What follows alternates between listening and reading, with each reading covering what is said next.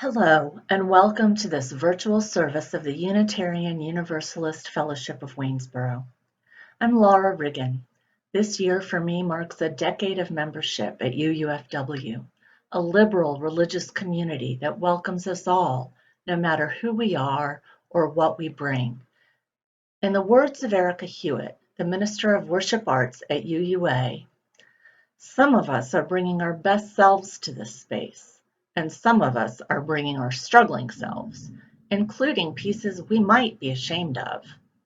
All of us are welcome here, and all of us are loved. Some of us already have open hearts, and some of us aren't quite there yet because our hearts have gotten a little beat up this week and might have forgotten how to trust and open. Your heart is welcome here, no matter how bruised. We welcome you among us.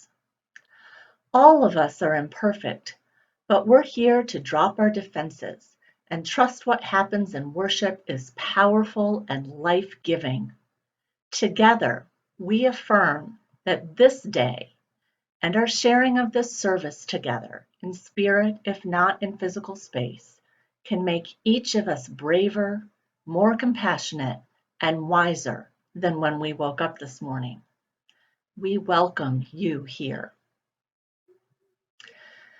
This week, our service is lay-led, focusing on spirituality during this time of pandemic and social upheaval. Gosh, this time.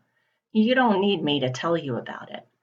4 months ago, schools and businesses and churches and UU fellowships closed their doors. And I, for one, never dreamed then that we would not be back to real life by now. And yet here we are, where real life has become not only a dangerous, contagious virus, but also a tacit or explicit agreement of people around the world to protect each other by staying away from each other. It's the heroic work of medical personnel and grocery store clerks. It's protesters in the streets demanding justice for Black lives. It's a growing movement of anti-racism. It's a wall of moms and dads with leaf blowers. Here today, we take a few minutes of this real life that can sometimes be overwhelming and heavy, and sometimes exhilarating and hopeful, to gather our spirit, to share our practices of spirituality, to shed a little light upon one another. As we light our chalice to begin this service, I'd like to share these words from Annie Forster. Come we now out of the darkness of our unknowing and the dusk of our dreaming. Come we now from far places. Come we now into the twilight of our awakening and the reflection of our gathering. Come we now all together. We bring unilluminated our dark caves of doubting. We seek, unbedazzled, the clear light of understanding. May the sparks of our joining kindle our resolve, brighten our spirits, reflect our love, and unshadow our days. Come we now, enter the dawning.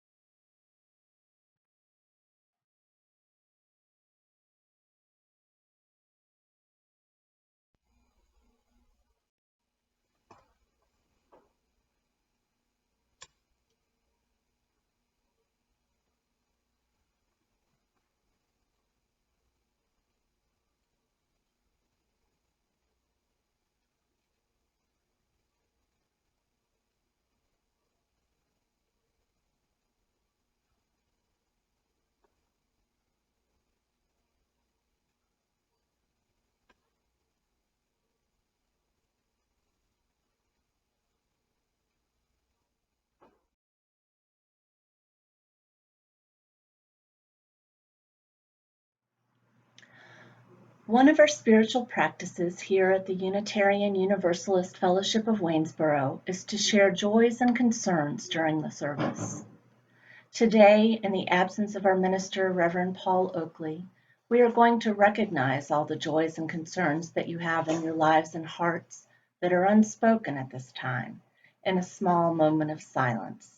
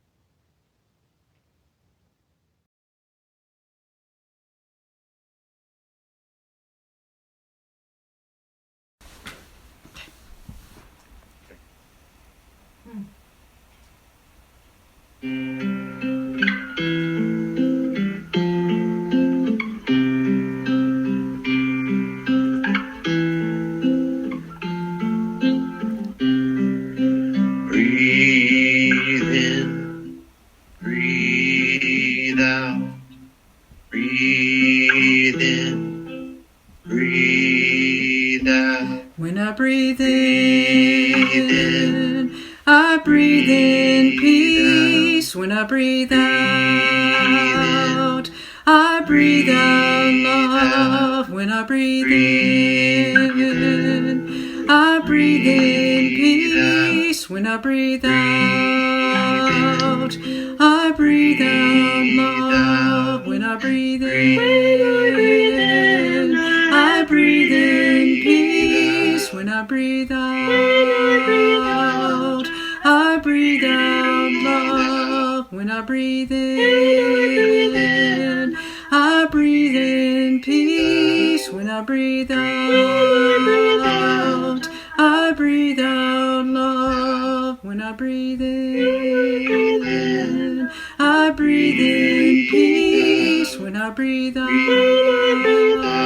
I breathe out love. When I breathe in, I breathe in peace. When I breathe out, I breathe out love. Breathe in. Breathe out. Breathe in. Breathe out.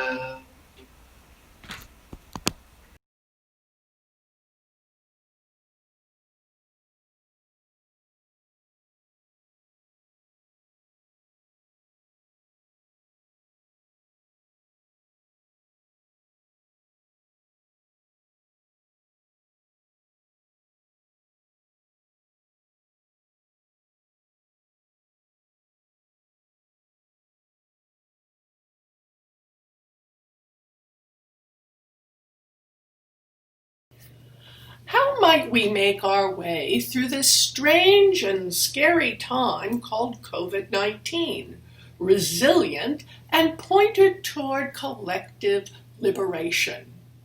What spiritual practices are available to help? I commend to you the 4-point spiral from Joanna Macy's practice, Work That Reconnects. Macy, a Buddhist teacher and compassionate deep ecologist, developed ways to approach overwhelming circumstances of a global nature by thoughtful, intentional, spiritual, and political engagement. Macy speaks of the Great Turning, which understands that our planet is a living system, an organism, not a constellation of mechanical processes, and not an evolutionary breeding ground that humans dominate. The spiral, one of the concepts Macy and the community of students and teachers that have developed around her have generated, is one that I find myself turning to over and over again. Think of the spiral as an open invitation to spiritual practice in hard times and overwhelming circumstances. While we can follow the spiral on our own, the depth and breadth of possibility grows when done in a communal context, even online, as is asked of us during this crisis.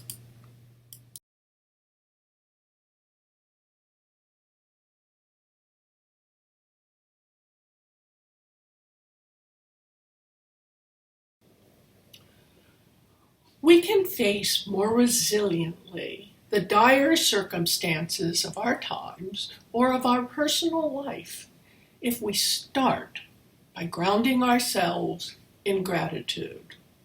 While some people are temperamentally oriented toward seeing the positive in situations, others of us, myself included, are not. The good news is that gratitude is not an innate talent, but a skill that can be learned. Gratitude is not dependent on external circumstances. Practicing it, even in difficult time, allows a kind of spiritual gratitude muscle to grow and strengthen.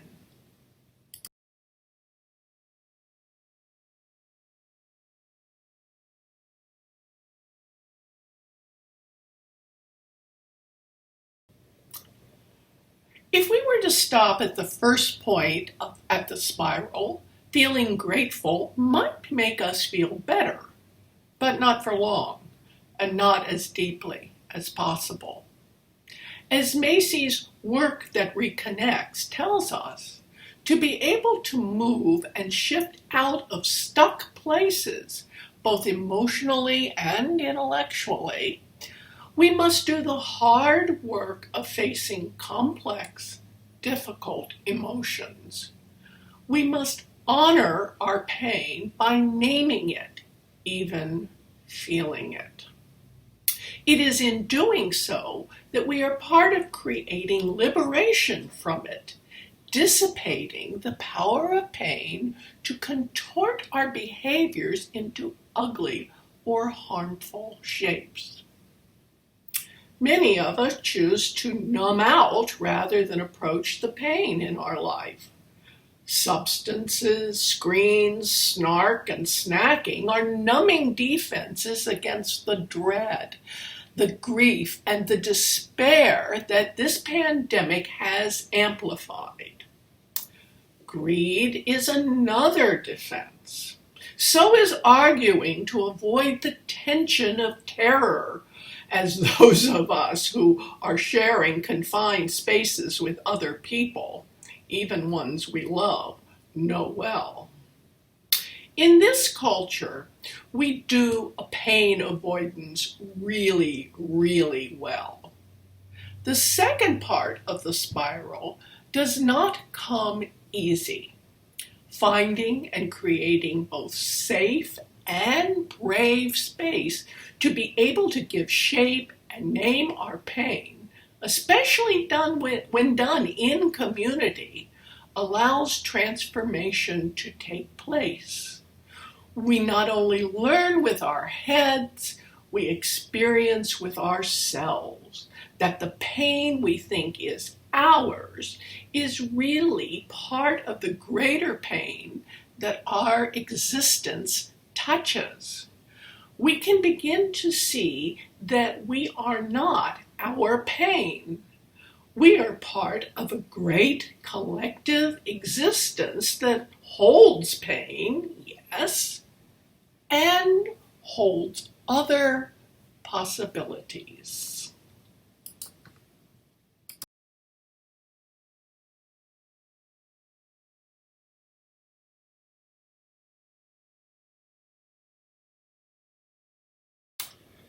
If we equip ourselves with the protection of gratitude, and if we have journeyed into the land of honoring our pain, what we just might find on the other side is a new way of beholding our circumstance that generates healing and moves us away from harm of ourselves and others.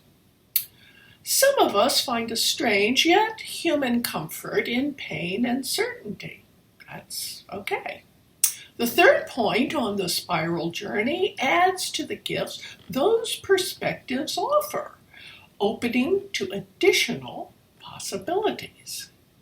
Leaning into our connections with others, we can consider new perspectives that help us entertain other possibilities. Those connections include our ancestors, and we can look to sources of indigenous wisdom and the perspective of those with marginalized identity, whose contribution and reality have often been erased. COVID-19 is a terrible pandemic. At the same time, it may also make new things possible.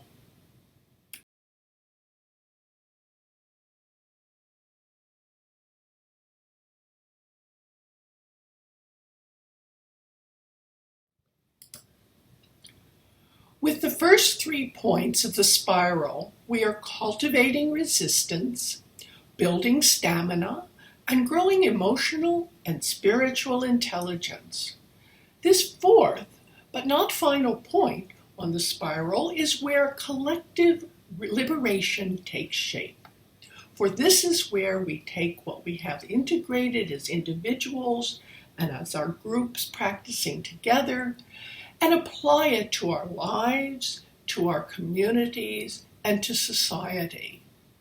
The hope is that in going forth, you have been strengthened so that you can be of service to what Macy calls the Great Turning, that you may now embody the courage and creativity that is required of us all in this time of crisis, in this time of opportunity.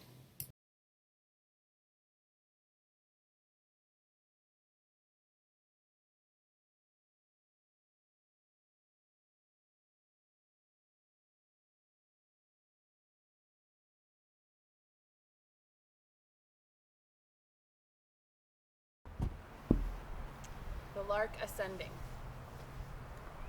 He rises and begins to round. He drops the silver chain of sound, of many links without a break, in chirrup, whistle, slur, and shake. For singing till his heaven fills, 'tis love of earth that he instills. And ever winging up and up, our valley is his golden cup. And he the wine which overflows to lift us with him when he goes. Till lost on his aerial rings in light, and then his fancy sings.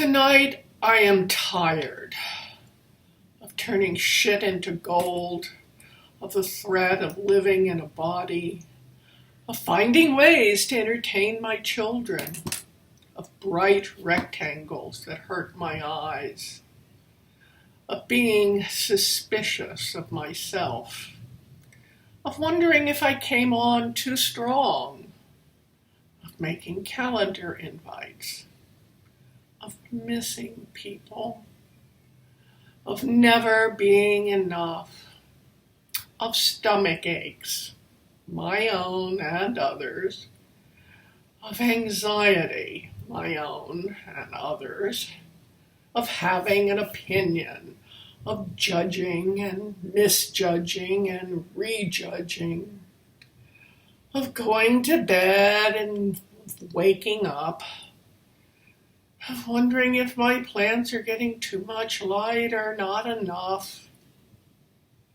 of wondering if I have the virus, of wiping counters clean, of looking at myself on screen, of watching time write itself in my face, of remembering things that happened a long time ago, of thinking about high school, of assuming that no one remembers me, of forgetting, of resisting eating too much of whatever I just cooked, of eating too much of whatever I just cooked, of making sure to use what's in the fridge before it goes bad, of all the shoes that clog up the entrances, of sweeping and scrubbing toilets, of being resentful of housework,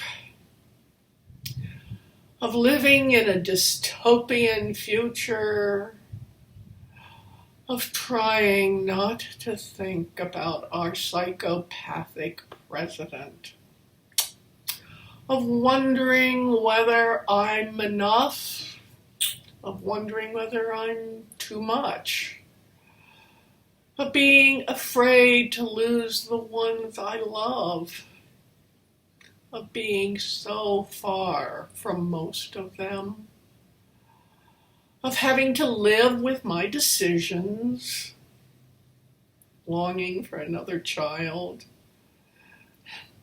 of looking at who likes what, of following links, of monitoring the chat box, of showing up, of introducing myself, of being myself,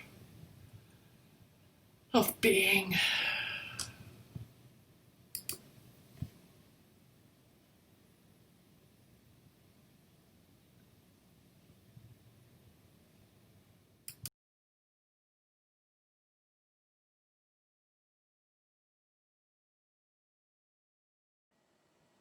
Hi, this is Mary Beth Nolde, and I'm going to be sharing some spiritual practices in the time of pandemic, social unrest, and climate change. When Ann Armentrout and I met, both virtually and once in person 6 feet apart on my deck, we discussed what we wanted in this lay-led service on spiritual practices. We wanted to offer information, solace, and meditation through poetry, music, readings, and something else we just couldn't put our finger on. Then the idea came to us. Why not have UUFW members share what they are doing to center themselves during all this stress? I sent out a call to around 20 members, and we have 7 members who shared their wonderful ways to become centered during this stressful time and to share with us today. I can't wait to read them to you in this part of the service.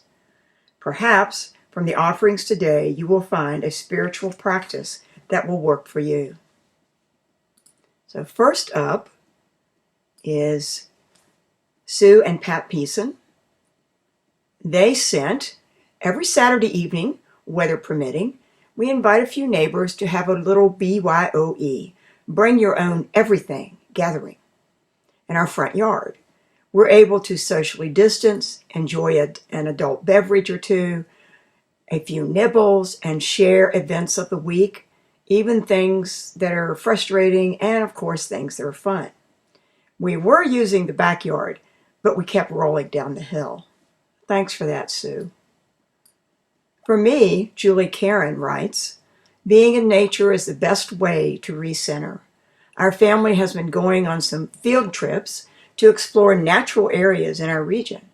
We picnicked along a stream in the George Washington National Forest. We went swimming at Goshen Pass and took the kids on a beach trip to Todd Lake, where they spent the morning building sandcastles.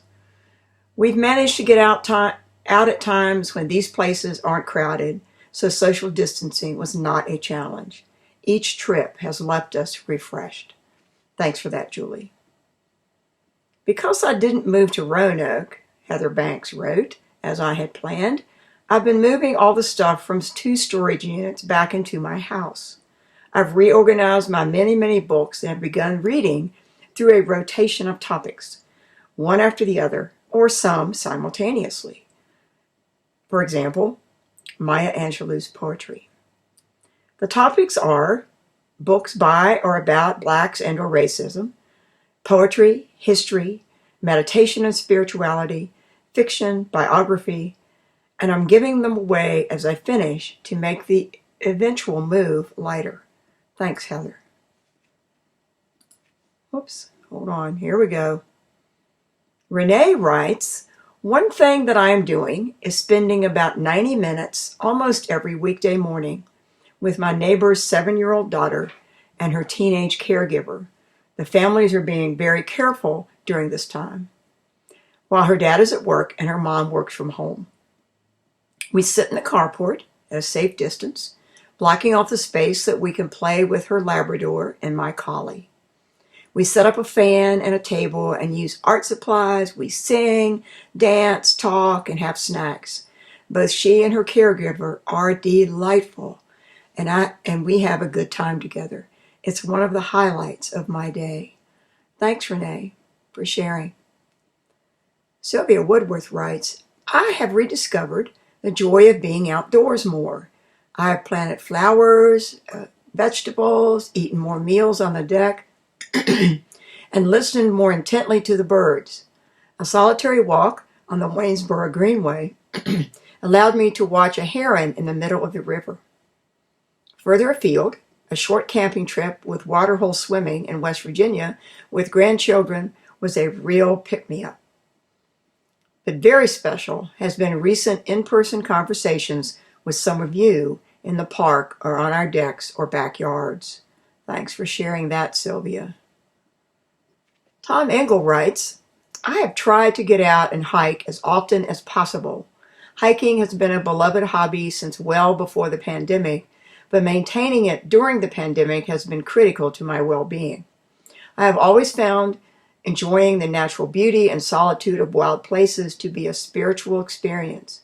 In a beautiful forest beside a babbling brook, one can easily forget all the world's problems, or at least receive nature's rejuvenating energy to face them. Fortunately, hiking is something one can do while easily practicing social distancing, and it's good exercise too. Thanks, Tom. And then finally, Lorraine Hara sent in to us. Early on in our Netflix-YouTube-Kindle confinement in March, I happened upon a YouTube segment of Allison Roman cooking an entire Thanksgiving dinner in a tiny apartment in Brooklyn, complete with stained cookie sheets and no fancy space or equipment. I liked her flippant, young vibe and have been following her ever since.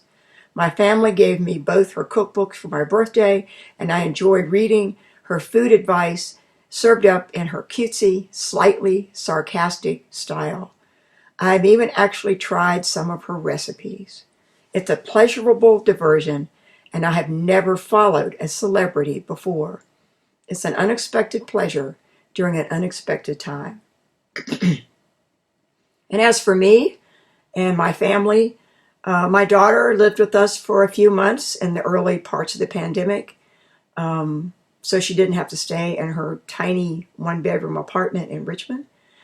So we decided to have something to look forward to on the weekends. We would do restaurant-style Saturday evening suppers, complete with candles, fancy dishes, and tablecloths. And we researched and read cookbooks and looked for things we'd never cooked before. We all got involved in the preparation, and it's a really special memory that I'm going to have for a long time. Thanks to everyone for sending in your ideas. And from these, you could borrow the idea outright, or you could use it to create your own way of dealing with the stress of this time. Thanks to everyone for sharing.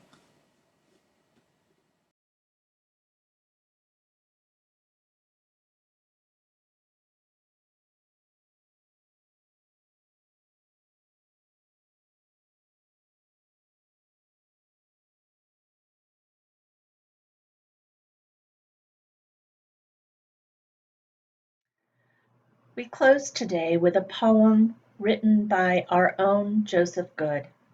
It is called Sun Tea. 4 tea bags and a water-filled jug I placed this dawn upon the deck. In Zhejiang province, tea-laden boughs tingle in the breeze.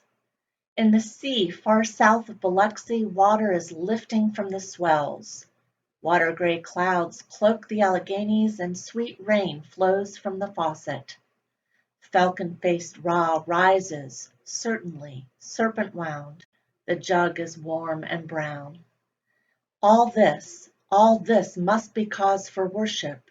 I worship this tea, I worship myself drinking this tea. This sip, this now.